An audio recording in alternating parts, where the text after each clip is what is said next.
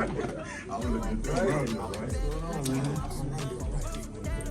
what's your show?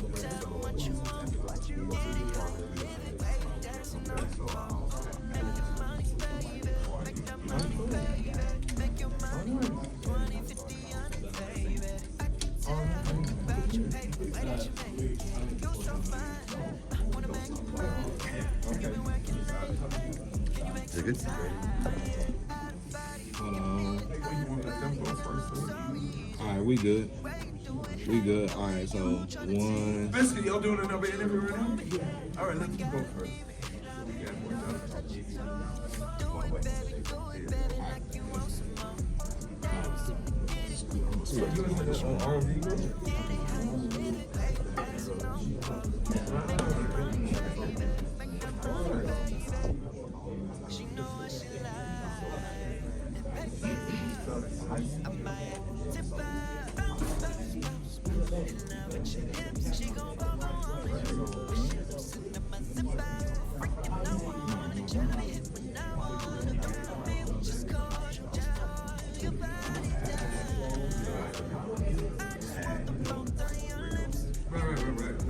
That one was coming.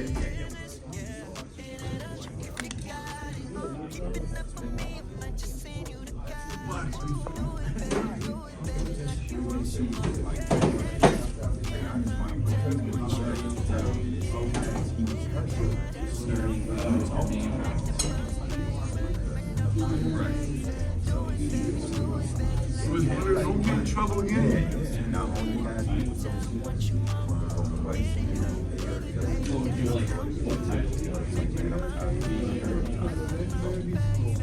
So, what's the group name?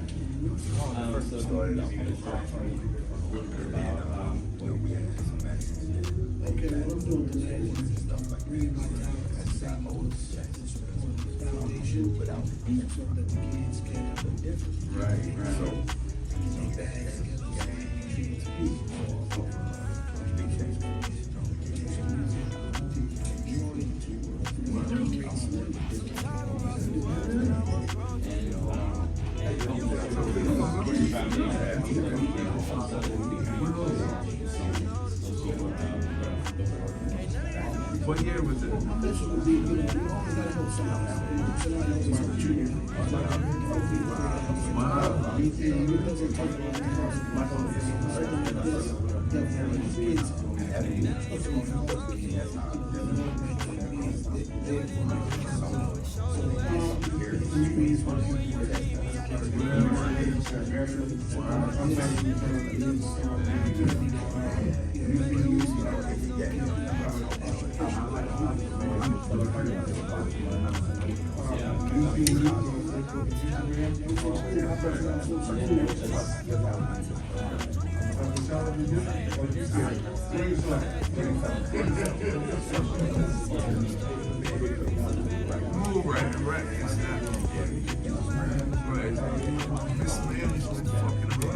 We ready, baby. All right, bet. Say no more.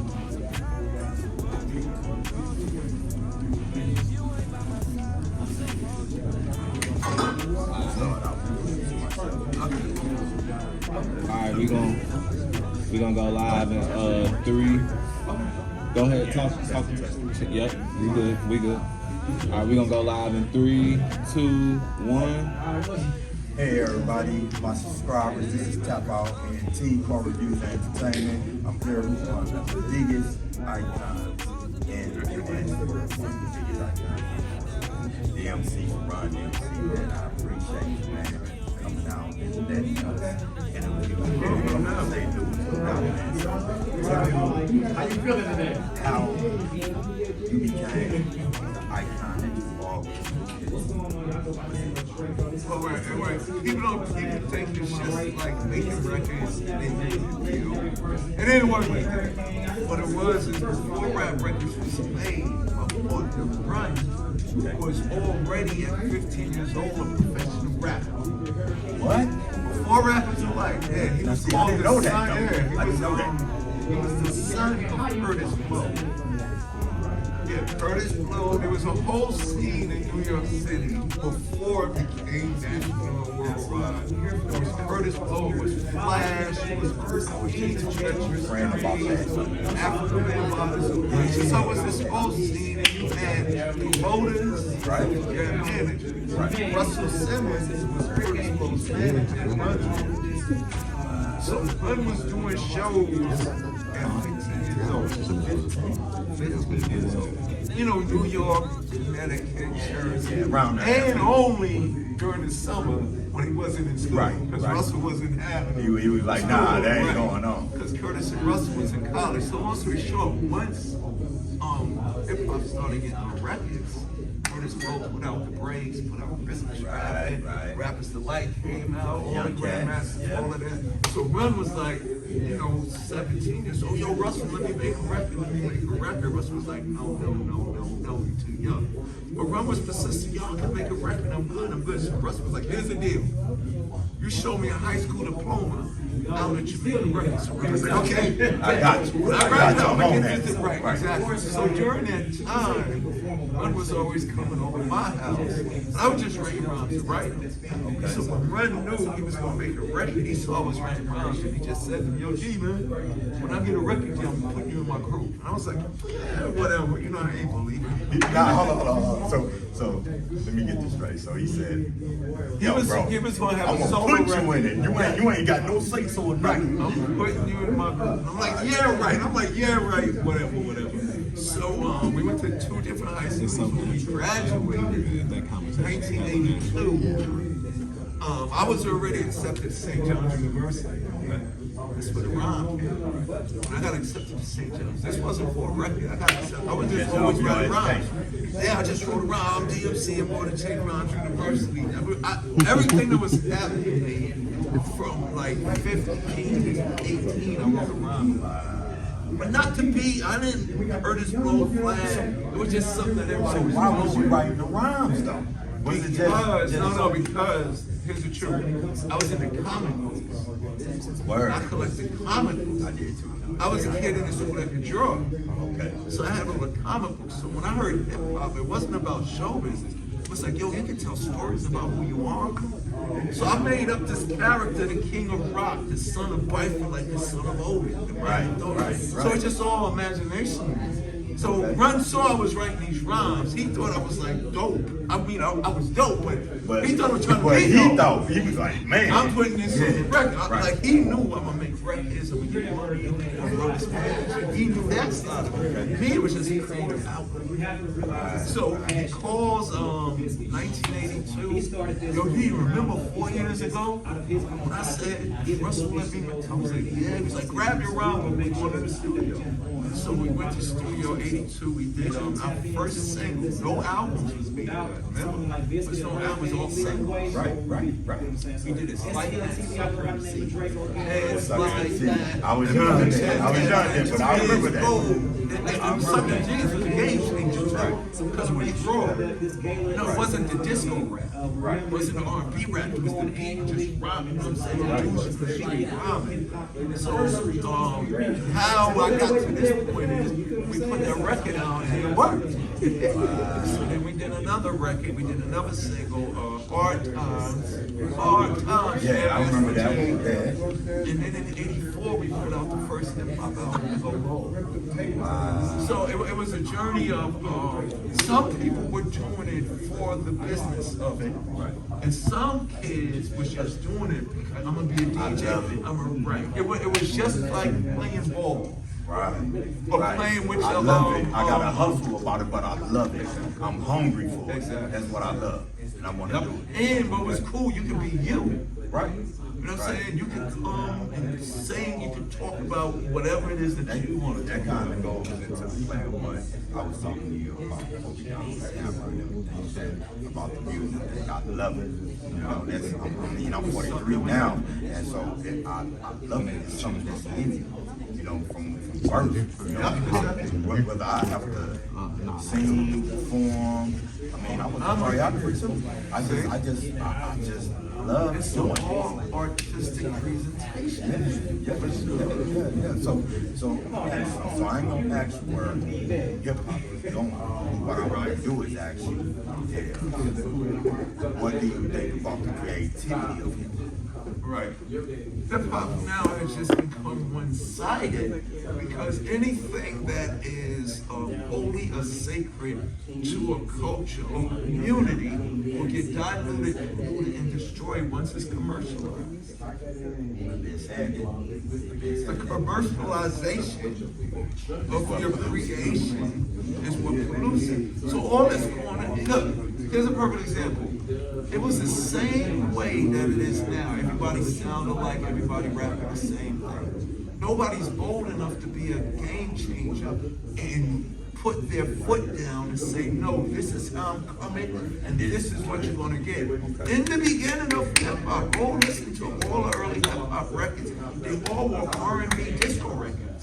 You're right. Until Run DMC came along. Had the and made Adidas you outfit dudes in the hood, and all the hood dudes was like, real talk. put the beat on, I don't have to be disco, I ain't gotta dress up. Right. I can talk about where I come from, I can talk about what I've been through, I can talk about, think about all the early records was, and Chuck D of Public Enemy said, none of them fixed the problem. Every record before Run DMC sounded the same. So then we started dropping them beats. It gave birth to LL, gave birth to Rakim, gave birth to Cool G Rap, gave birth to Ice Cube, and the list goes on and on. Trey and Rent, all of it. We opened it, and what's beautiful about it, all the cats that we influence are all different. They all do the same thing. It was like singing, like you told me you was a singer. There was a time when a singer could come, get on, right after Luther Vandross and Teddy Pendergrass and Keith Sweat and still do their thing. Right. Now what's going on, they don't even gotta be good. If it's popular, they'll tell you, no, that's very good, you can really sing, but we want you to do it that way. Right. Yeah. And And that's there's no what difference we're in it. Right. Right. No And difference. it's, you know, and what it is it has gone away from quality to just getting the product out. Exactly. But that's the music business. Don't get me wrong. I tell kids, make the record that's going to get you in. Exactly. But then your next single better be the thing that you wanted to do in the first place. Exactly. And that's when you get your And that'll name. take you to that fame and to that height That's that you want to when go you to. get- That's right. That's right. So I got one last question they telling me to roll out. So look, this last question is crucial, right? So as an artist and how artists are coming into the game now, it seems like that these artists just want to be in the game for a moment. You guys got in the game, one, because you love it, and that you want to be for a Forever. decade and forever. Yes. Where these artists nowadays are doing it way different. I just want to What get do in, you get think my about money, and that? I'm cool like Yeah, that. what do you think about At first I didn't understand it, but then I understand that the commercialization of it has caused that to be a factor. Whereas, if you remember, people want their way out. Most young people is a microwave generation. They don't want to cook the recipe like grandma did it. They want to put it in the microwave and they want the meal right then and there. Which is good because time and technology allows that. But what's happening now is this. The same way somebody would say, yo, I'm just playing basketball to get the money. That's okay.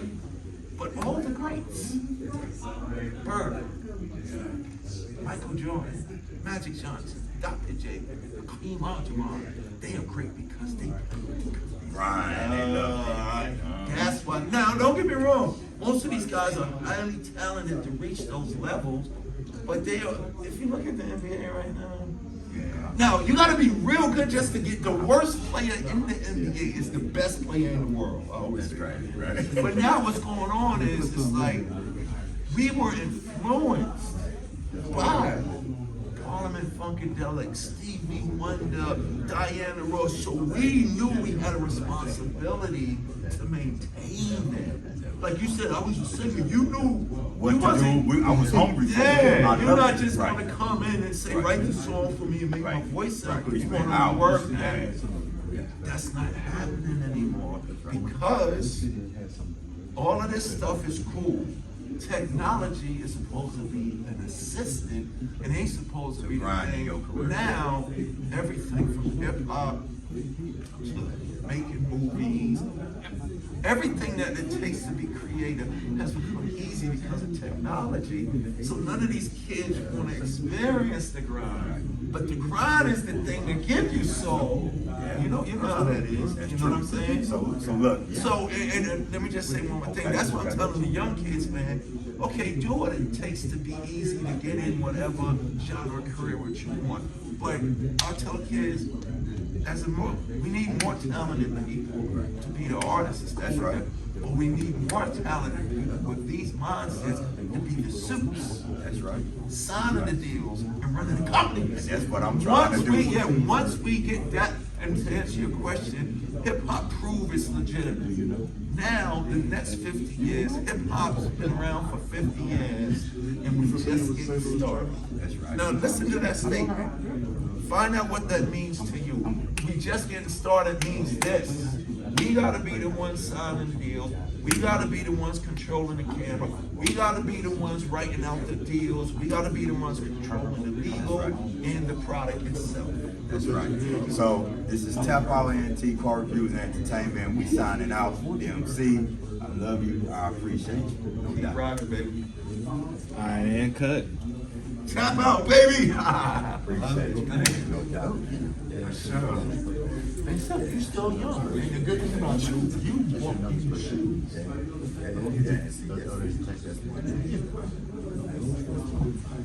If you could get that next young kid to get your mindset, then the industry will change. Everybody else running this industry, they are lazy and they don't care. It's up to us to change. You got it. Nice to meet you. Pleasure. What's that, man? Good seeing you. She don't need to beat you. But we good though. We got